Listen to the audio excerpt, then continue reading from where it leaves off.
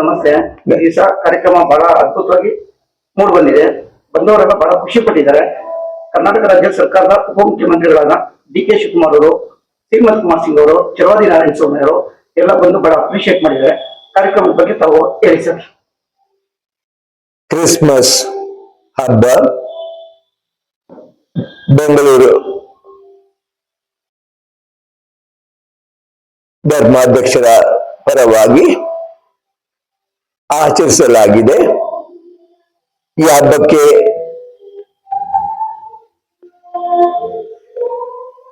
ಜನರು ಬಂದು ಪಾಲ್ಗೊಂಡಿದ್ದಾರೆ. ಅಧಿಕಾರಿಗಳು, ಸರ್ಕಾರದ ಪೊಲೀಸ್ ಡಿಪಾರ್ಟ್ಮೆಂಟ್ ಎಲ್ಲರೂ ಬಂದು ಪಾಲ್ಗೊಂಡಿದ್ದಾರೆ. ಕ್ರಿಸ್ಮಸ್ ಹಬ್ಬವನ್ನು ಆಚರಿಸುವಾಗ ಅವರು ಹೇಳಿದ ಪ್ರಕಾರ ಇದು ನಮಗೆ ಇಡೀ ಭೂಲೋಕಕ್ಕೆ ಸಂತೋಷದ ಸಂದೇಶವನ್ನು ಸಾರುವ ಒಂದು ಹಬ್ಬ, ಕ್ರಿಸ್ತರ ಜನನದ ಹಬ್ಬ. ಕ್ರಿಸ್ತರು ಪ್ರಭು ದೇವರು ನಮಗೆ ಸಂದೇಶವನ್ನು ಕೊಟ್ಟಿದ್ದಾರೆ, ಶಾಂತಿ, ಪ್ರೀತಿ, ಸಮಾಧಾನದ. ಅವರು ಮನುಷ್ಯರಾದರು ನಮಗೋಸ್ಕರ.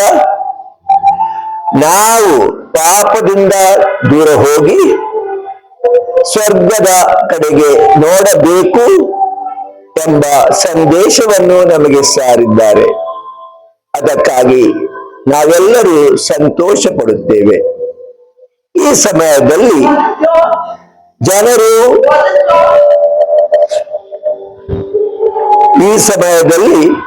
ಎಲ್ಲರೂ ನಮಗೆ ಕ್ರಿಸ್ತ ಬಾಂಧವರು, ಶಾಂತಿಯವರು, ಸಮಾಧಾನದವರು, ಪರ ಸೇವೆ ಮಾಡುವವರು ಎಂದು ಅಭಿನಂದಿಸುತ್ತಾರೆ.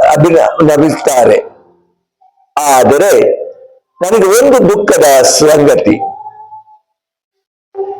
ನಮ್ಮ ಈ ಸೇವಾ ಸಂಸ್ಥೆಗಳಲ್ಲಿ ನಮಗೆ ಕೆಲವು ಸಲ ದೂರುತ್ತಾರೆ.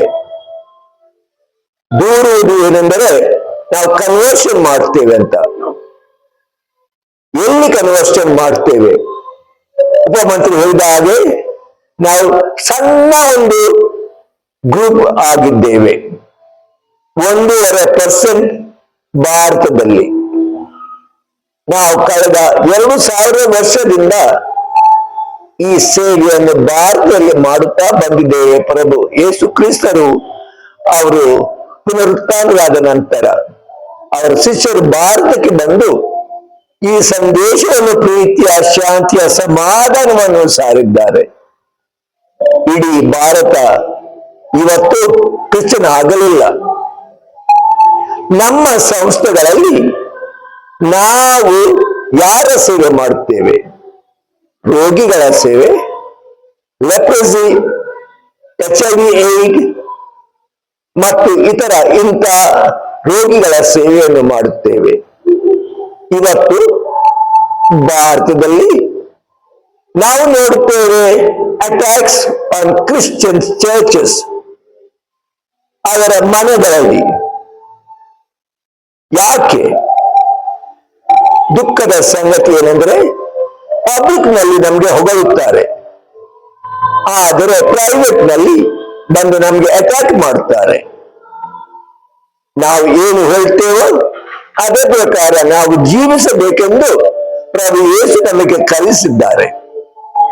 ನಮ್ಮ ನಡತೆ, ನಮ್ಮ ಜೀವನ, ನಾವು ಅದರ ಹಾಗೆ ನಡೆಯಬೇಕು. ನಾನು ಕೇಳುವುದು ಒಂದೇ, ಕ್ರಿಶ್ಚಿಯನ್ ಅವರು, ಕಥೋಲಿಕರವರು ಖಂಡಿತವಾಗಿಯೂ ಯಾರಿಗೂ ಹಾನಿ ಮಾಡಲಿಕ್ಕೆ ಹೋಗಲಿಲ್ಲ, ಇನ್ನು ಮಾಡುವುದು ಇಲ್ಲ. ಒಂದು ಕೆಮ್ಮಿಗೆ ಹೊಡೆದರೆ ಮತ್ತೊಂದು ತೋರಿಸಿ ಎಂದು ನಮಗೆ ಕಲಿಸಿದ್ದಾರೆ ಪ್ರಭು ಯೇಸು. ಇದಾಗಿದೆ ನಮ್ಮ ದೇಹ. ನಾವು ಕಷ್ಟ ಪಡಬಹುದು, ನಾವು ಸಫರ್ ಮಾಡಬಹುದು, ಆದರೂ ನಮ್ಮ ಸೇವೆಯನ್ನು ಇನ್ನೂ ಸಹ ಮುಂದೆ ಸಾರುತ್ತೇವೆ, ಮುಂದೆ ಕೊಂಡು ಹೋಗುತ್ತೇವೆ. ಯಾಕೆಂದ್ರೆ ಇದಾಗಿದೆ ನಮ್ಮ ಪ್ರಭು ಯೇಸು ನಮಗೆ ಕೊಟ್ಟ ಆದೇಶ.